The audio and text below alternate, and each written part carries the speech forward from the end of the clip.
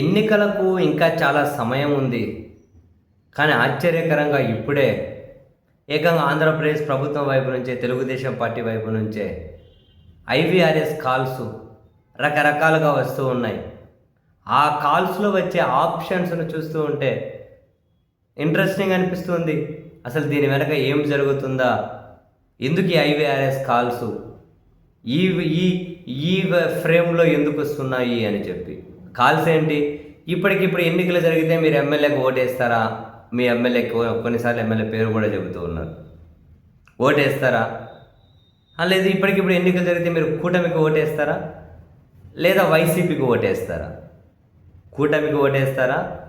వైసీపీకి ఓటేస్తారా? కూటమి అంటున్నారు. ఆడ స్పెసిఫిక్‌గా మెన్షన్ చేస్తున్నారు. టీడీపీ, జనసేన, బీజేపీ కూటమికి ఓటేస్తారా? వైసీపీకి ఓటేస్తారా అని. అంటే ఇప్పుడు ఎన్నిక ఇంకా చాలా సమయం ఉండంగానే ఎన్నికలు జరిగే నాటికి ఈ కూటమి ఖచ్చితంగా ఉంటుందో ఉండదో ఎవరు డిసైడ్ చేయాలి? వీళ్ళు అంటున్నారు మేము 15 ఏళ్ళు ఉంటామని చెప్పి. ఏమో రాబోయే రోజుల్లో పరిస్థితులు.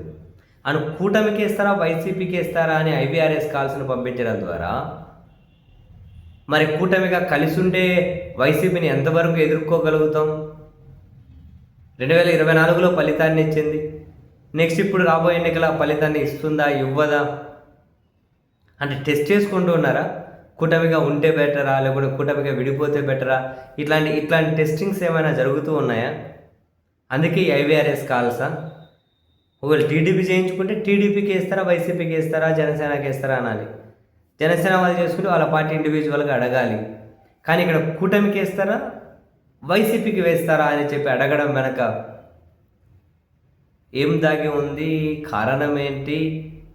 కొంపదీసి ఏమైనా కనుక జమిలీ ఎన్నికలోని జాతీయ స్థాయిలో జరిగే చర్చ ఏదైతే ఉందో నిజంగానే జమిలీ ఎన్నికలు ఏమైనా రాబోతూ ఉన్నాయా? బడ్జెట్ సమావేశాలు ఆ మేరకు జమిలీ ఎన్నికల బిల్లు ప్రవేశపెడుతూ ఉన్నారా? ఇప్పటికే శాసనసభలో ఆమోదాలు కూడా అవసరం లేదు అని న్యాయ కమిషన్ జాయింట్ పార్లమెంటరీ కమిటీకి సూచించిందని చెప్పి అంటూ ఉన్నారు.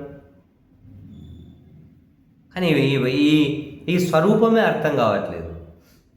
ఇప్పటికిప్పుడు ఎన్నికలని ఎందుకు, కూటమి వైసీపీ అనేందుకు, ఇండివిజువల్ పార్టీల పేర్లు ఎందుకు మెన్షన్ చేయట్లేదు? టీడీపీకి వేస్తారు, జనసేనకి వేస్తారా అని.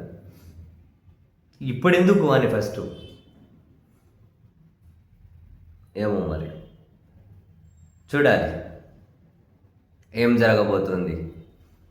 జమిలీ ఎన్నికలు కనుక జరిగాయనుకోండి, ఇంకా నెక్స్ట్ ఇయర్ నుంచే ఎన్నికల హడావిడి స్టార్ట్ అవుతుంది. లేదు అంటే 2 ఏళ్ల తర్వాత స్టార్ట్. ఇప్పుడు 1.5 year అయిపోయింది.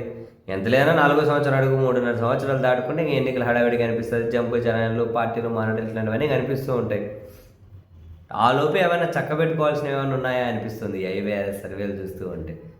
ఆలోపే ప్రభుత్వం వైపు నుంచో, టీడీపీ వైపు నుంచో చక్కబెట్టేవి ఏమైనా ఉన్నాయా? అందుకోసం ఈ సర్వేలు చేయించుకుంటున్నారా? అసలు ఎందుకో సర్వేలు అర్థం కావట్లేదు ఇప్పుడు.